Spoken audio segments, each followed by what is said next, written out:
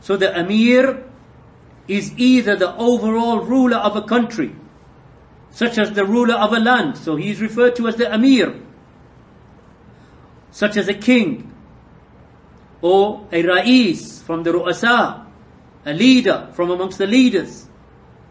Or he is an appointed Amir under the orders of the overall ruler of a land, such as a Nawab, such as one who has been deputized and appointed by the ruler. So each has a responsibility in accordance to his role and his appointed duty. And just as a side point here, that we find in our times that there are jama'at and sects that have within their ranks an Amir. And the followers of that sect or the followers of that party, they give obedience and even the bay'ah and allegiance to that Amir, and they say he is the Amir of our jama'ah, or he's the Amir of our party, whether it be a political party or whether it be a tribe.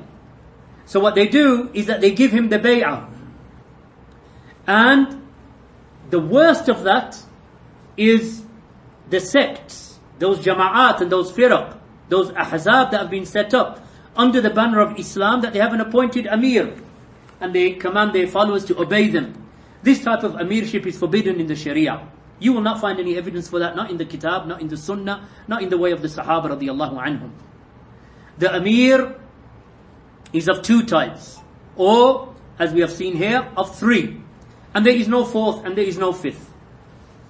The Amir, who is the overall Amir of the land, and he is the Waliul Amr, the one who is in authority in a government or a country or a nation, whether his title is king, whether his title is caliph, whether his title is president, whether his title is prime minister, whether his title is whatever title that they have given him, or Amir itself.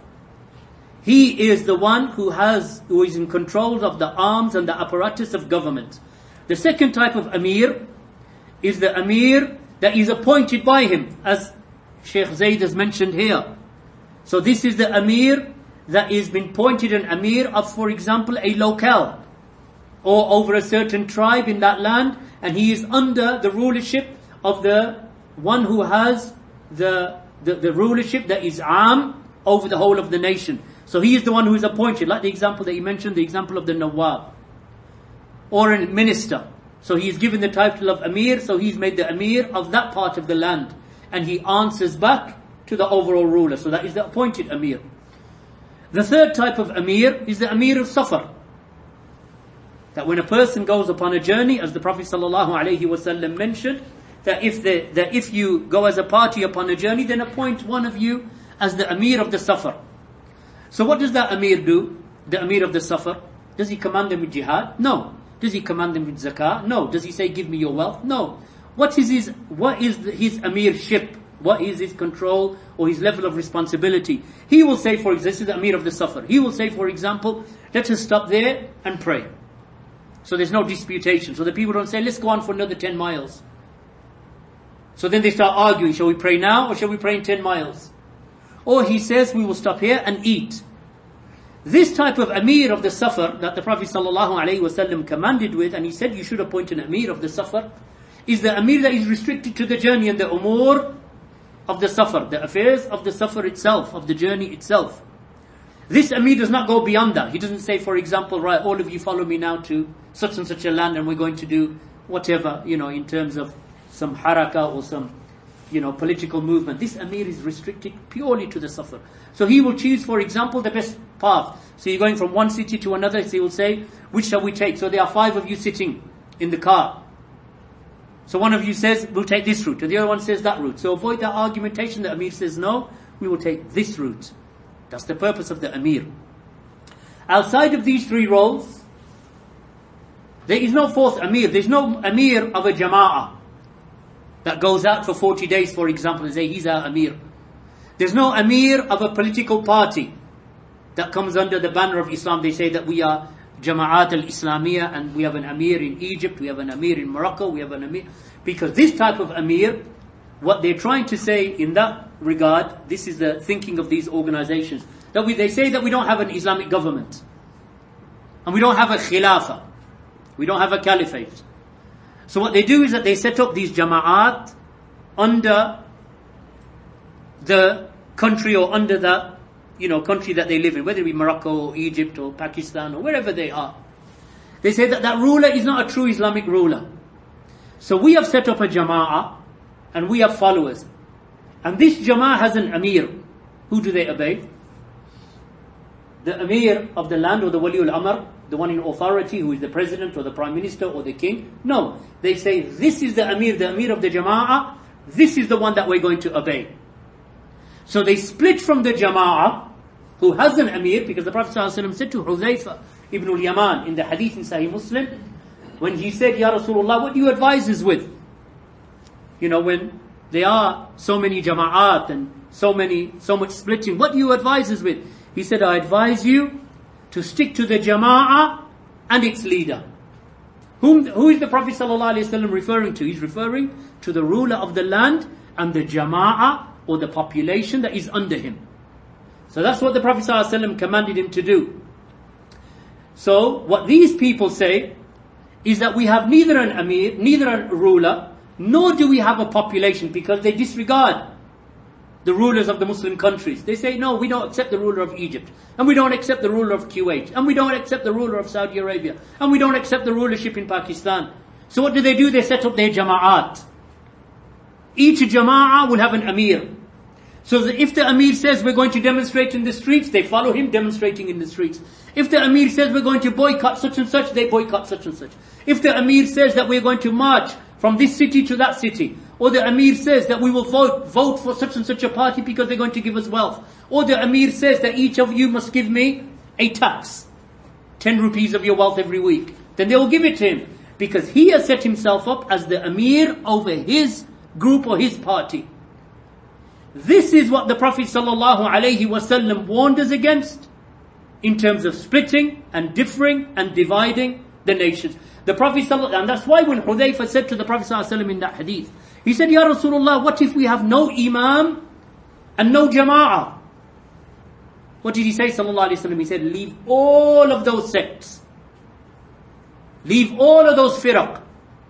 Even if you have to bite onto the roots of a tree, and death reaches you, وَأَنْتَ عَلَى ذَلِكَ, and you are still upon that way.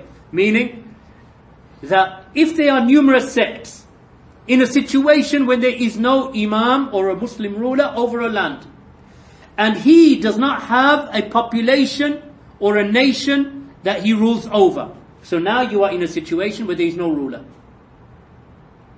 and there is no jama'ah that he rules over, no body or population that he rules over. In that situation, the Prophet ﷺ did not say set up a jama'ah and choose your own amir. You set up a jama'ah and make an amir. You set up a jama'ah over there and make an amir. What did the Prophet ﷺ say? He said, then leave all of those sects. Even if you have to bite onto the roots of a tree and death reaches you whilst you are in that state. Hadith in Sahih Muslim, hadith of Hudhayfa in the Kitab al-Fitan or Kitab al-Imara.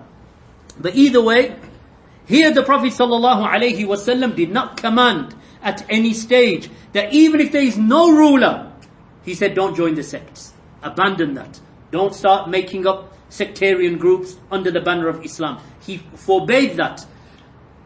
How therefore?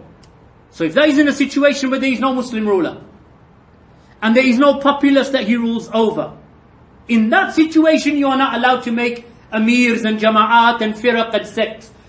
Then min bab awla, in a situation where there is actually a Muslim ruler, whether he is oppressive or whether he is pious is irrelevant. That is not the point. The point is here that in a situation where there is a Muslim ruler and he is ruling over a nation, then it is even more befitting that we don't set up an amirship of jama'at and sects and parties, because what does that do? That divides the Muslims even further. So they leave the handhold and obedience to the ruler of the land, and they say we're going to follow the emir of our jama'ah. So if the ruler commands them with something, they say we're not going to obey him. But if the emir of the jama'ah, or if the emir of their sects commands them with something, they will say khalas, we'll go out into the streets. The emir says, right, you're going to sleep in the streets For 3 nights, they will sleep in the streets for 3 nights. If the ruler of the country says, go home, they'll say, no, not up until our Amir tells us. This is bid'ah, misguidance, and it is opposing the sunnah. They have no proof for what they do. And this type of behavior in every nation, especially in the centuries that we are living in now, in the 20th century and the 21st century, or the 15th century and the 14th century, Hijri. These types of groups have become prevalent in almost every country. You see it in front of you here. The ruler says, don't come out, don't march, because it's going to cause mayhem. What do? March. Up until our Amir tells us, we're not going home. Imagine if there are 40, 50 groups in one country, each of them having an Amir, each of them causing mayhem and havoc. This is the problem with innovation, misguidance, opposing the Sunnah, opposing the Sahaba, because the Sahaba never had any of that. Walillahi alhamd. It is these political agitators in our times who do that.